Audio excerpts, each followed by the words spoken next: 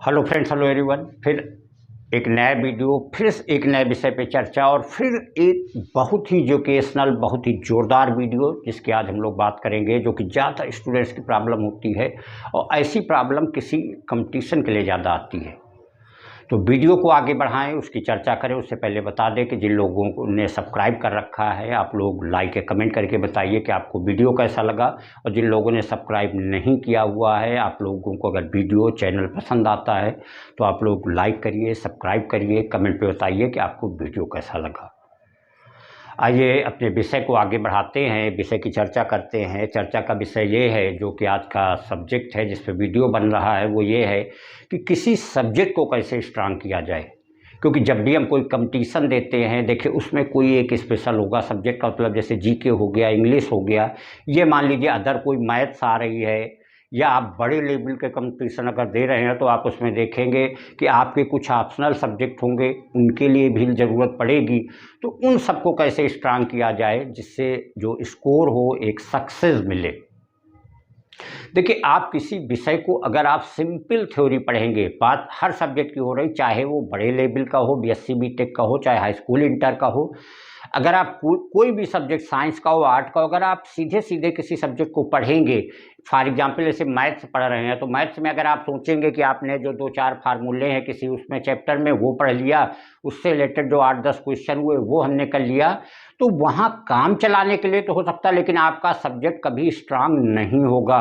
आपको स्ट्रांग करने के लिए और ज़्यादा से ज़्यादा बुक फॉलो करनी होगी, ज़्यादा से ज़्यादा आपको न्यूमेरिकल करने होंगे। किसी भी सब्जेक्ट की बात किया जाए, चाहे वो साइंस हो चाहे आर्ट हो, देखिए केवल आपको चैप्टर की थ्योरी पढ़ लेने से ही सब्जेक्ट स्ट्रांग आपका नहीं होने वाला है। उसके लिए आपको उससे रिलेटेड जितने पॉसिबल, जितने ज़्यादा से ज़्यादा क्वेश्चन अगर होंगे, वो अगर आप करेंगे तो वो आपको सब्जेक्ट को स्ट्रांग करने में ज़्यादा हेल्प करेगा।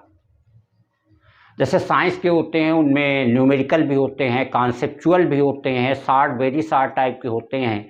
आर्ट साइड में क्या होता है, उससे रिलेटेड न्यूमेरिकल्स होते हैं। वो चीज़ें, जो भी क्वेश्चंस होंगे, तो वो जितने ज़्यादा आप अटेम्प्ट करेंगे, जितने कॉन्सेप्चुअल करेंगे बातों को, क्योंकि कॉन्सेप्चुअल का मतलब होता है बातों को घुमा घुमा के पूछा जाएगा। जो बातें आपने पढ़ रखी हैं उनको जितने घुमा के पूछा जाएगा, जितने आप उनके आंसर करेंगे, उतने ज़्यादा आपका सब्जेक्ट स्ट्रांग होता चला जाएगा। अगर आप सीधे कोई चैप्टर पढ़ेंगे या जो भी एक्सरसाइज है उसके जो भी 4, 6, 8, 10, 12 क्वेश्चन अगर आप कर लेंगे, तो इससे आप उतना स्ट्रांग सब्जेक्ट नहीं होगा। क्योंकि अगर उससे कहीं हट के कोई चीज़ घुमा के पूछ ली गई तो वो चीज़ आपको दिक्कत कर देगी।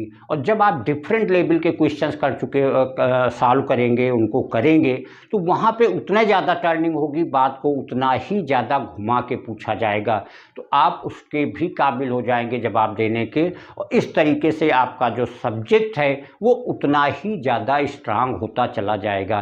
क्योंकि जब आप तैयारी करते हैं तो उसमें एक चीज़ और ड्रॉबैक हो, कोई भी हो, किसी भी लेवल का, चाहे बहुत ही स्ट्रांग स्टूडेंट हो चाहे वो वीक स्टूडेंट हो, एक बात जरूर होती है कि जैसे किसी चीज चैप्टर, मान लीजिए 20 इंपॉर्टेंट चीज़ें हैं, तो आप देखेंगे हो सकता है 2-4 जरूरी चीज़ें हों, इंपॉर्टेंट हो, लेकिन आप उस पर हो सकता है उतना कंसंट्रेट ना कर पाए हो, वो चीज़ें आपने उतना सही कैच ना की हों। लेकिन जब वो न्यूमेरिकल में वो चीज़ें मिलेंगी तो आप उन पर भी कंसंट्रेट करेंगे और वो भी चीज़ें आपकी स्ट्रांग हो जाएंगी। क्योंकि स्ट्रांग का मतलब यही होता है कि उस सब्जेक्ट से, उस टॉपिक से रिलेटेड, उस चैप्टर से रिलेटेड जितनी बातें हों वो सारी की सारी आपकी दिमाग में होनी चाहिए। अगर वो चीज़ें नहीं होंगी, मान लीजिए जो भी चैप्टर की एक बात किया जाए, चैप्टर में अगर मान लीजिए 20 बातें हैं, 25 बातें हैं, जो जिनके बेस पे क्वेश्चन बन सकते हैं, मान लीजिए आपको 15 बातें, 20 बातें हैं, अब वो बातें अगर आपके सामने उससे रिलेटेड क्वेश्चन नहीं आएंगे तो आपको लगेगा कि चीज़ें हमारी तैयार है, लेकिन वो इनकम्प्लीट होंगी, उतनी स्ट्रांग नहीं होंगी। लेकिन अगर आप डिफरेंट न्यूमेरिकल्स करेंगे, जितने भी पॉसिबल न्यूमेरिकल्स हैं वो करते जाएंगे, कॉन्सेप्चुअल करते जाएंगे, आर्ट साइड के सब्जेक्ट हैं तो उससे रिलेटेड क्वेश्चन अगर आप करेंगे तो आप देखेंगे वो भी सारी चीज़ें आपकी तैयार होती चली जाएंगी। साइंस में बेसिकली क्या होता है, चीज़ें घुमा के पूछी जाती हैं। आर्ट में क्या होता है, चीज़ें थोड़ी सी और घुस के पूछी जाती हैं। तो जब आप न्यूमेरिकल करेंगे, क्वेश्चन को सॉल्व करेंगे, तो वो सारी बातें भी आपके सामने आएंगी, और जब वो सामने आएंगी तो आप उन पे भी फोकस करेंगे और वो बातें आपकी तैयार होती चली जाएंगी। इस तरीके से आपका जो सब्जेक्ट है वो डे टू डे स्ट्रांग होता चला जाएगा। और इन सबसे अलग एक जनरल बात होती है, वो होती है डेडिकेशन, हार्ड वर्क, डिटर्मिनेशन। ये तो ज़रूरी ही है, क्योंकि बिना मेहनत के कोई चीज़ नहीं मिलने वाली है। मेहनत तो आपको करनी ही करनी है।